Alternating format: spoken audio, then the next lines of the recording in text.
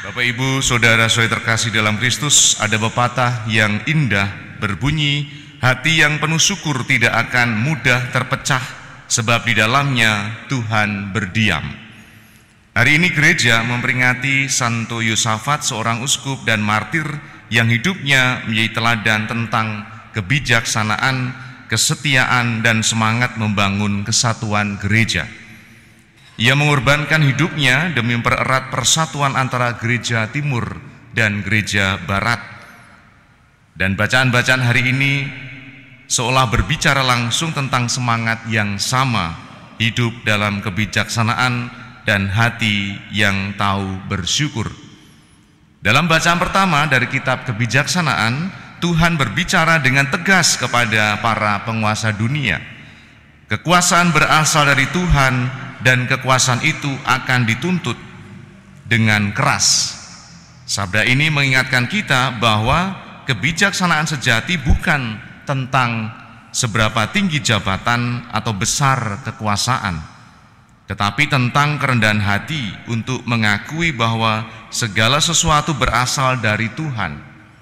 Orang yang bijak tidak menggunakan wewenangnya untuk kepentingan diri, melainkan untuk melayani dan menyatukan. Santo Yosafat memahami hal ini.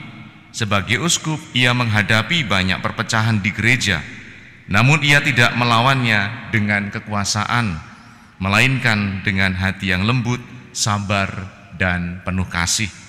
Ia tahu bahwa kebijaksanaan sejati muncul dari kasih yang menuntun pada kesatuan, bukan dari ego yang menimbulkan perpecahan.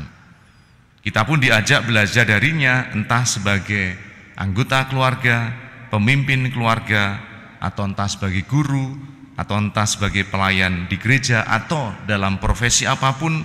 Marilah kita memakai kebijaksanaan untuk membangun, bukan untuk menjatuhkan, tetapi untuk menyatukan, bukan untuk memecah belah.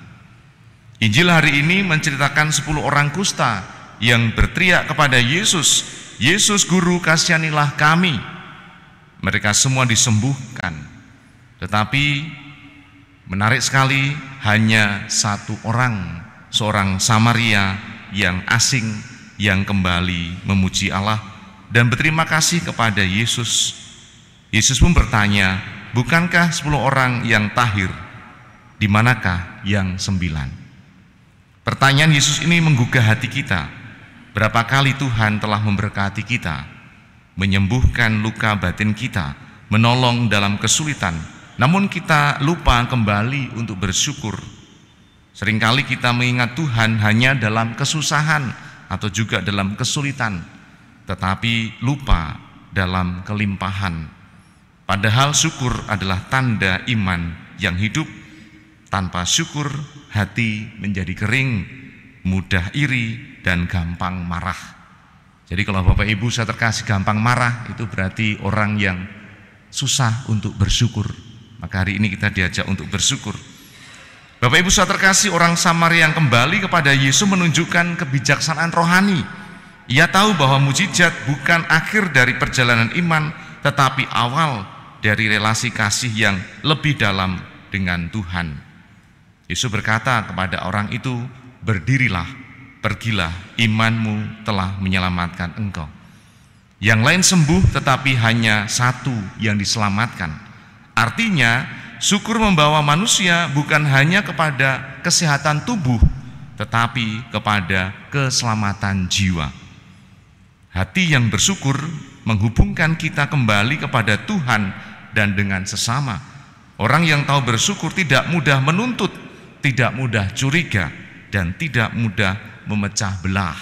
Sebaliknya, ia menjadi sumber damai dan persatuan. Santo Yosafat hidup dari semangat itu. Dalam tugasnya sebagai uskup, ia berjuang untuk memperdamaikan gereja yang terpecah belah. Bahkan ketika ditentang, dihina, dan akhirnya dibunuh oleh kelompok yang menolak persatuan, ia tidak membalas dengan kebencian. Ia tetap setia karena tahu bahwa kasih dan kesatuan adalah jalan keselamatan. Ia menjadi saksi bahwa syukur dan kebijaksanaan tidak bisa dipisahkan. Kebijaksanaan membuat kita tahu siapa sumber hidup kita, yaitu Tuhan. Dan syukur membuat kita tetap dekat dengannya sekalipun dalam penderitaan. Bapak, Ibu, saudara-saudara terkasih, dalam dunia yang semakin mudah terpecah karena perbedaan pendapat, ideologi atau ego pribadi, teladan Santo Yosafat menjadi semangat yang sungguh relevan. Ia mengingatkan kita bahwa menjadi seorang Katolik berarti menjadi pembawa kesatuan, pembawa kedamaian, bukan perpecahan. Kita dipanggil untuk meneladani hatinya yang bijaksana dan bersyukur, bijaksana dalam bertutur kata dan mengambil keputusan, bersyukur dalam setiap situasi, bahkan dalam penderitaan. Dan yang terpenting adalah seperti seorang Samaria yang kembali kepada Yesus, kita pun diajak untuk terus datang kepada Tuhan dalam Ekaristi, sumber sejati syukur dan kesatuan. Ekaristi yang berarti ucapan syukur menjadi saat di mana kita mempersembahkan seluruh hidup kita, suka dan duka, sambil berkata, terima kasih Tuhan, Engkau telah menyelamatkan kami. Saudara terkasih, hari ini marilah kita belajar dua hal, bijaksana seperti dalam kitab kebijaksanaan dan bersyukur seperti seorang Samaria yang disembuhkan. Kedua hal ini kita temukan secara sempurna dalam diri Santo Yosafat yang hidupnya menjadi jembatan kasih dan kesatuan. Semoga melalui peran Ekaristi ini kita pun dikuatkan untuk menjadi pribadi-pribadi yang bijak, penuh syukur, dan menjadi alat perdamaian Tuhan di tengah dunia. Dan semoga seperti Santo Yosafat kita pun kelak dapat mendengar Yesus berkata kepada kita, imanmu telah menyelamatkan engkau. Kita hening, kita resapkan sabda Tuhan sehingga meneguhkan dan menguatkan hidup kita.